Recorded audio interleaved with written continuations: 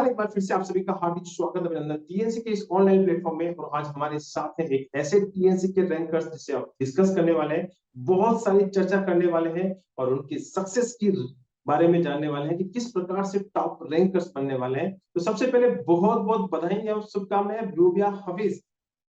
Thank you so much sir. कैसे हैं आप? सर मैं बहुत अच्छी हूँ, आप कैसे हैं सर? बहुत बढ़िया है। ऑल इंडिया 42 रैंक, इसके लिए बहुत बहुत बधाई और शुभकामनाएं। बहुत बहुत शुक्रिया सर। और ये जो आज का इंटरव्यू सेशन होने वाला है, बहुत ही शानदार सेशन होने वाला है और आने वाले जो फ्यूचर नर्सिंग ऑफिसर्स है उसके लिए बहुत ही शानदार फायदेमंद ये इंटरव्यू सेशन होने वाला है। तो इसमें बहुत सारे बच्चों को आपके बारे में, आपने किस प्रकार से इस रैंक को अचीव किया उसके बारे में हम जानने वाले हैं और वो आप ही के मुंह से सुनने वाले हैं कि किस प्रकार से आपने ये जो रैंक पाई है उसके बारे में, जो आपने जर्नी की है उसके बारे में जानने वाले हैं। तो सबसे पहला क्वेश्चन आपसे, क्या कभी सोचा था कि 42 रैंक मिल जाएगी?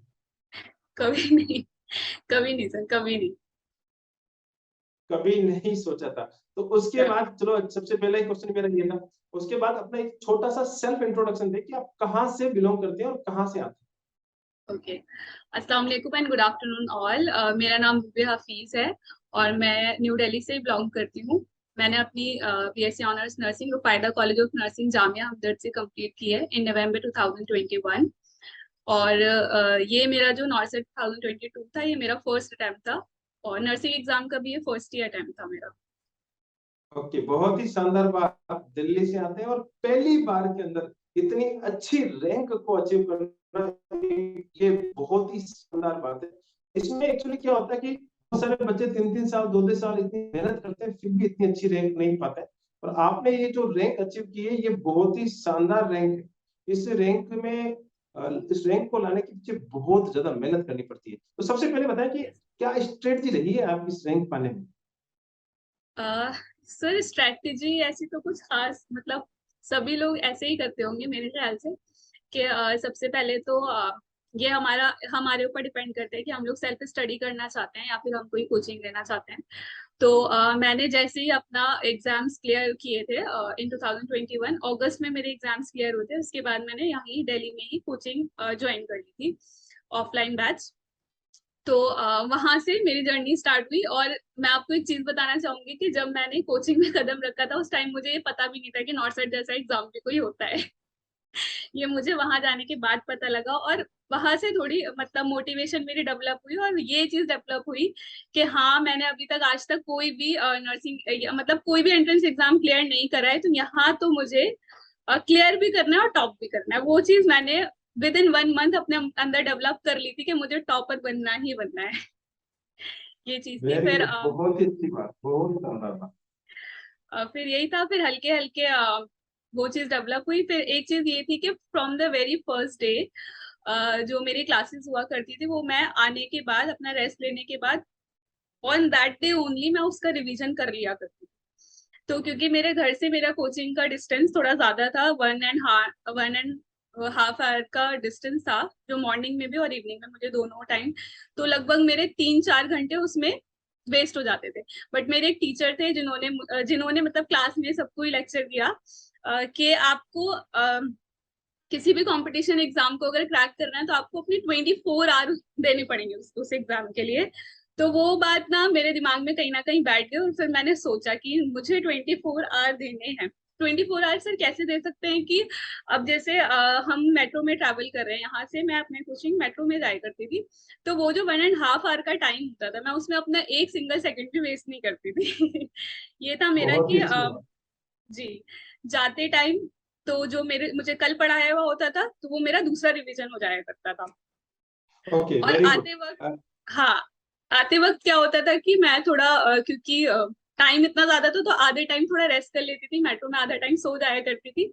और जो आधा टाइम बचता था उसमें मैं ऑनलाइन क्वेश्चंस कभी कभार अटेम्प्ट कर लिया करती थी, या फिर अगर कोई पुराने नोट्स हैं तो वो आधा मेरा रिवीजन हो जाया करता था। तो रिवीजन मैं समझती हूँ कि रिवीजन बहुत इंपॉर्टेंट है, बहुत इंपॉर्टेंट है। ओके, बहुत ही अच्छी बात बताई आपने, स्ट्रेटजी के अंदर रिवीजन को इंक्लूड किया कि revision is the very important. Revision तो सबसे बहुत। पहले मैं ये जानना चाहूंगा कि आपने कोचिंग की, बिल्कुल अच्छी बात है, क्योंकि जो नियर बाय ऑफलाइन होती है और ऑनलाइन तो पूरे इंडिया में टीएनसी है ही है, लेकिन टीएनसी अगर आपके पास नहीं है और आप ऑफलाइन जाना चाहते हैं तो आप अपने नियर बाय कोई ना कोई कोचिंग जरूर जी, सर्च करते हैं। कोई तो भी ये कर अच्छी सकते। बात है कि आपने वहां से कोचिंग, बिल्कुल कोई भी कोचिंग कर सकते हैं। वो बच्चों पे जी। डिपेंड होता है कि आप कहाँ से करते हैं। उसके बाद ये जी। बताएं कि आप टीएनसी के संपर्क में कैसे आए।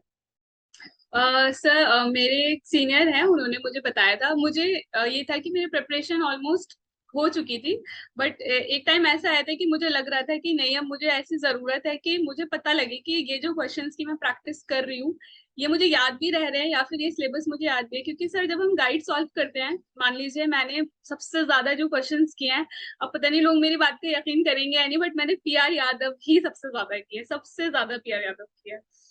तो वो ये था कि उसमें क्या होता है कि आपके पास वो क्वेश्चन होता है और उसके नीचे ही उसका आंसर होता है। तो उसमें ये होता है कि आपने ठीक है एक बार कर लिया, आपने मैच कर लिया आंसर। तो मुझे कहीं ना कहीं ये लगता था कि नहीं, ये इवैल्यूएशन ठीक नहीं है। तो मुझे कुछ ऐसा प्लेटफॉर्म चाहिए था कि जहां से मेरे प्रिपरेशन पे चार चांद लगे, और वो चार चांद मुझे टीएनसी ने दिए। ओके, बिल्कुल अच्छी बात बोल दी है कि आपका मेहनत तो थी लेकिन उसमें चार चांद। नहीं, सिलेक्शन तो आपको वैसे भी मैं बताऊं कि आपको बच्चे बहुत सारे सिलेक्शन लेते हैं, मेहनत भी करते हैं, लेकिन जो जी। रैंकर्स बनाने वाली जो कहानी है वो टीएनसी से शुरुआत कर चुके थे। तो मैं ये जानना चाह रहा हूँ कि टीएनसी के अंदर जब आप एग्जाम दे रहे थे तो जी सर। बहुत सारी बार आपको हो सकता है कि अच्छी रैंक आई भी होगी, कई बार अच्छी रैंक नहीं भी आई होगी। तो जब आपने तो एग्जाम की शुरुआत की तो पहली कौन सी बार, मतलब पहले ही एग्जाम में कौन सी रैंक आई थी। सर, सबसे पहले तो आई थिंक जब मैंने आपसे बात की थी, वो शायद फ्राइडे का दिन था और उसके अगले ही दिन सैटरडे था। तो जिसने मुझे बताया था, उन्होंने मुझे ये बताया था कि वो लोग सैटरडे को फ्री टेस्ट रखते हैं, तो एक बार आप वो करके देख लेना, अगर आपको अच्छा लगे तो यू गो फॉर इट। तो मैंने बोला ठीक है। फिर मैंने आई थिंक, नहीं, मैंने आपसे बात बाद में की थी, पहले मैंने टेस्ट दिया था। तो ओके टेस्ट ओके। मैंने पहले दिया और उसमें आई थिंक उस टाइम पे 4000 कुछ बच्चे टेस्ट दिया था उस टाइम पे, और मेरी 1500 समथिंग कुछ रैंक आई थी।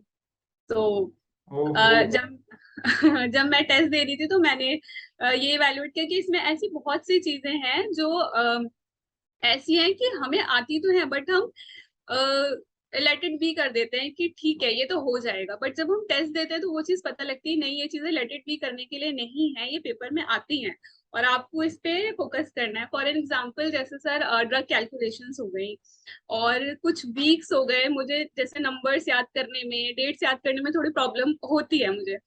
तो कुछ वीक्स हो गए, और जैसे कुछ नॉन नर्सिंग का पार्ट हो गया।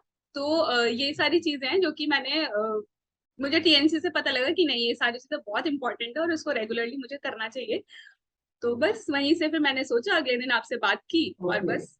कभी कभी ऐसा फीलिंग आया कि यार सिलेक्शन तो हो सकता है लेकिन इतनी बड़ी रैंक मिल जाएगी, ऐसा कभी आपके पास टीएनसी की तरफ से कोई कॉल या आपको कोई गाइडेंस या ऐसा कभी आपको ऐसा कुछ मिला था कि आपको पहले ही बता दिया गया था कि भाई हाँ बहुत कुछ बड़ा होने वाला है, ऐसा कुछ आपको इन्फॉर्मेशन टीएनसी की तरफ जी। से। जी सर, जैसे कि आप हमेशा अपनी वीडियो में बोलते थे कि आपकी जो टीएनसी में रैंक आ रही है, आप समझ लीजिए वही आपका फाइनल सिलेक्शन है। वो बात तो ठीक है, वो वेरी मोटिवेशन तो गुड। बहुत इंपॉर्टेंट होती है। लेकिन सर, कहीं ना कहीं मैं क्या करती थी, जैसे लास्ट कुछ मंथ्स में हमारा जो टेस्ट सीरीज नॉर्थ सेट के बाद, नोटिफिकेशन के बाद जो टेस्ट सीरीज स्टार्ट हुआ था, तो उसमें ये था कि 18,000 तक हमने क्रॉस कर लिया था, बच्चे इतने दे रहे थे वहां पे। तो मैं क्या करती थी कि जो मेरी रैंक होती थी, ज्यादातर टॉप 50 टॉप 30 में होती थी, तो मैं उसको मल्टीप्लाई बाय 5 मल्टीप्लाई बाय 6 करके अपनी रैंक का अंदाजा लगाती थी कि मेरी ये रैंक आएगी। तो क्योंकि वहां ओके यहाँ ओके। तो इतने बच्चे हैं, वो मल्टीप्लाइड बाय 5 करके तो मेरी इतनी रैंक आएगी। तो बट मुझे ये नहीं पता था कि टीएनसी में जितनी रैंक आ रही है, मेरी वही रैंक है, वही आएगी। तो ओके, बिल्कुल शानदार बात बता दी आपने कि टीएनसी के अंदर जो रैंक है वही अपनी एक्चुअल रैंक माने तो बहुत अच्छा रहेगा, क्योंकि वहां पर इतने सारे बच्चे होते हैं और वहां पे एक हेल्थी कंपटीशन क्रिएट किया जाता है जिससे कि आपको खुद को पता लगे कि आप कहाँ पे आपका एजुकेशन है। तो टीएनसी की तरफ से आपको कभी एक मैसेज या कॉल ऐसे कुछ आए थे कि हाँ जी कि सर। आपका स्कोर अच्छा हो रहा है, बुरा हो रहा है, या आप क्या करने वाले हैं, ऐसा कुछ। सर, टीएनसी की ये तो बहुत अच्छी बात है कि मतलब जैसे ही आप एग्जाम देते हो तो आपको पता लग जाती है आपकी मिस्टेक्स, नेगेटिव मार्किंग, वो एक चीज हो गई। दूसरी चीज ये हो गई सर कि मतलब 11:30 तक हमारा एग्जाम्स का लास्ट वो होता था कि यहाँ तक आपको सबमिट करना है, और अराउंड 12 to 12:30 हमारे पास नोटिफिकेशन आ जाता था कि आपकी ये रैंक आई। ये बहुत अच्छी चीज थी। फिर वहीं पे फिर कुछ थोड़ी देर के बाद याद आता था कि आप टॉप 30 में हैं कि नहीं है। तो ऐसे करते करते एक एक मेरी आदत भी हो गई थी कि मुझे वो नोटिफिकेशन का इंतजार भी रहता था कि मेरी रैंक कितनी आई है। तो आपको लगता आप था कि कब ये नोटिफिकेशन आए और कब कितनी जल्दी मैं अपनी रैंक को इवेल्युएट कर पाऊं। बहुत ही हाँ, शानदार बात क्योंकि बताई है और जी, बहुत ही अच्छी बात बताई है कि आपने ये सारी चीजें टीएनसी के लिए बताई। तो मैं ये तो जानना चाह रहा हूँ कि जैसा कि आपने। लास्ट टाइम में हाँ हाँ आई थिंक बताइए। 1 वीक रह गया था आई थिंक। तो आपका मैसेज आया था, वो इवैल्यूएशन चार्ट शुरू से लेके अब तक जो भी मैंने टेस्ट दिए थे उसमें पूरा इवैल्यूएशन चार्ट आया था। और ये बहुत अच्छी बात है, मतलब मुझे नहीं लगता ऐसे कोई भी टेस्ट सीरीज वाले करते होंगे भी। वो इवैल्यूएशन चार्ट आया था और उसमें था कि मैंने कैसे अपना प्रोग्रेस कर रही हूँ, क्या कर रही हूँ, और उसके नीचे एक छोटा सा मैसेज था कि you are doing very great, you are doing excellent, and मुझे आपकी रैंक अंडर 100 चाहिए।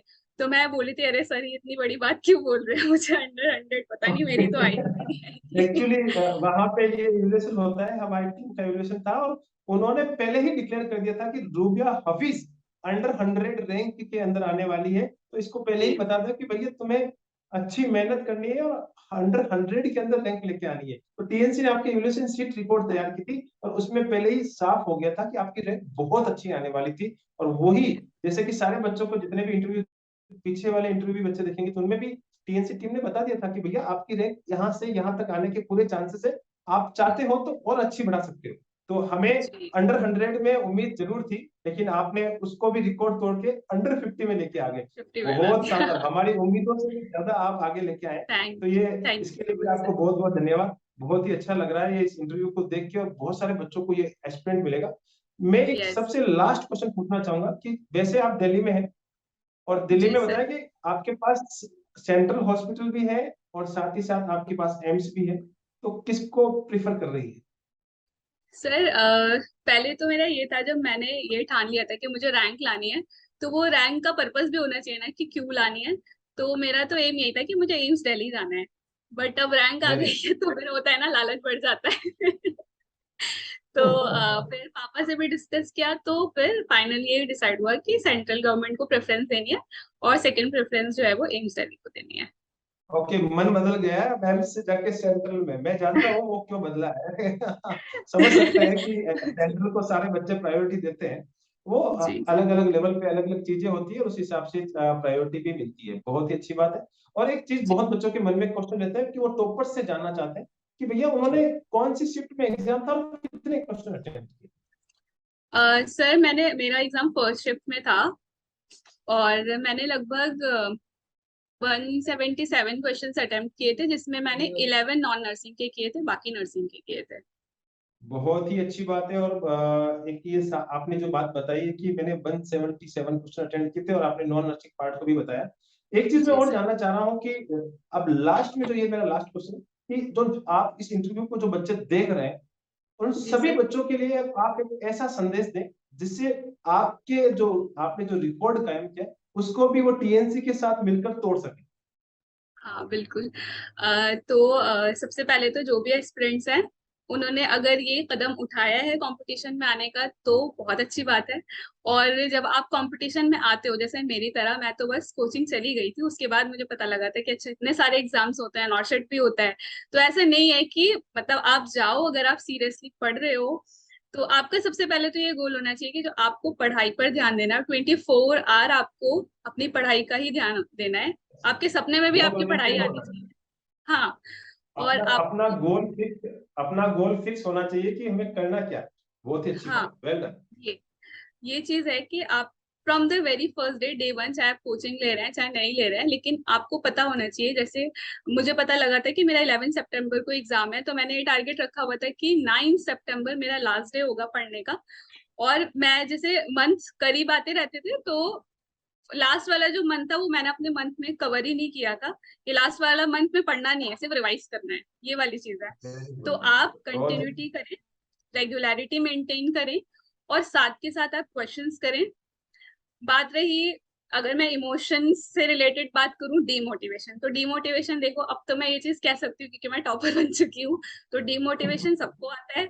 अगर 42 रैंक वाले को आया है तो फर्स्ट रैंक वाले को भी जरूर ही आया होगा। तो बिल्कुल। डीमोटिवेशन आता है, बट डीमोटिवेशन से मेरा तो ये है कि मैं तो बहुत ज्यादा रोती हूँ। रोना ठीक है, अच्छी बात है, लेकिन वो रो के रोते रह जाना गलत बात है। आप रो लो आधा घंटा, लेकिन फिर अपनी किताबें खोल करके दोबारा से स्टार्ट कर लो, नहीं मैं कर सकती हूँ या कर सकता हूँ, ये चीज इंपॉर्टेंट होती है। और दूसरी चीज ये कि अगर आप कंपटीशन में आ गए हो तो इसका मतलब ये नहीं कि आप बिल्कुल सोशलाइजेशन खत्म कर दीजिए, ऐसा कुछ नहीं है। आप अपनी फैमिली को टाइम दीजिए, ऐसे लोगों के साथ टाइम स्पेंड कीजिए जो आपको मोटिवेट करें। आपको अगर 1% भी ऐसा दिखता है कि ये लोग मुझे डिमोटिवेट कर रहे हैं, तो आप 1 साल के लिए उनको छोड़ दो, वो वैसे भी आपको डिमोटिवेट कर रहे हैं, तो कुछ फर्क नहीं पड़ने वाला उन लोगों से। और बिल्कुल। तीसरी चीज ये कि आपकी पढ़ाई में अगर 4 चांद लगवाने हैं तो आपको टीएनसी की टेस्ट सीरीज जरूर ज्वाइन करनी चाहिए। ओके, मुझे पता है कि आपने टीएनसी की टेस्ट सीरीज के साथ और भी कुछ प्लान अगर परचेस किया या टीएनसी के वीडियो के बारे में आप कुछ बताना चाहते हो वो भी बता सकते सर, मैं टीएनसी के वीडियो के बारे में बताना चाहूंगी, क्योंकि वो बहुत अच्छा टेस्ट तो था ही। उसके साथ कभी क्या होता है कि अगर हम, वैसे मुझे दूसरी टेस्ट सीरीज के बारे में आइडिया भी नहीं है क्योंकि ये मेरी first and last test series थी। तो इसमें मुझे सबसे अच्छी बात ये लगती थी कि आप जब टेस्ट देते हैं तो कुछ ऐसे वन वर्ड क्वेश्चंस होते हैं जो अगर आपको नहीं पता तो आप टीचर्स से पूछ लीजिए, भोजराज सर से पूछ लीजिए, वो आपको आराम से बता देंगे। लेकिन कुछ ऐसे क्वेश्चंस होते हैं जिनके रैशनल बड़े होते हैं और उसके आसपास की चीजें भी आपको जाननी जरूरी होती हैं। तो वो टेस्ट सीरीज में क्या होता है कि उसके नीचे ही वीडियो रैशनल आपको दे देते हैं। और कभी कभी तो ऐसा होता था कि ओबीजी में ज्यादातर ऐसा होता था कि वो एक क्वेश्चन की बजाय उसमें वो बहुत सारे 10-11 क्वेश्चन उस टॉपिक से रिलेटेड हो जाते थे। तो आप ये समझ जाइए कि आपका एक टॉपिक वहीं का वहीं क्लियर हो गया। तो वो वीडियो रैशनल वाली बहुत अच्छी बात है उस टेस्ट सीरीज में। चलो, बहुत ही शानदार बातें बताई और ये आज का इंटरव्यू आने वाले फ्यूचर नर्सिंग एस्पिरेंट के लिए बहुत शानदार होने वाला है। आपके इस इंटरव्यू से वो बच्चे बहुत सीखने वाले हैं कि किस प्रकार से जो इतनी अच्छी रैंक पाई जा सकती है, किस प्रकार से टीएनसी के साथ लगातार आगे बढ़ेंगे तो जो 42 रैंक वाला जो आंकड़ा है उसको भी तोड़ा जा सकता है। तो बहुत बहुत बधाई, बहुत बहुत शुभकामनाएं आपके और थैंक यू आपके सो मच परिवार सर। के। बहुत बहुत बधाई और शुभकामनाएं। धन्यवाद। Thank you so much sir.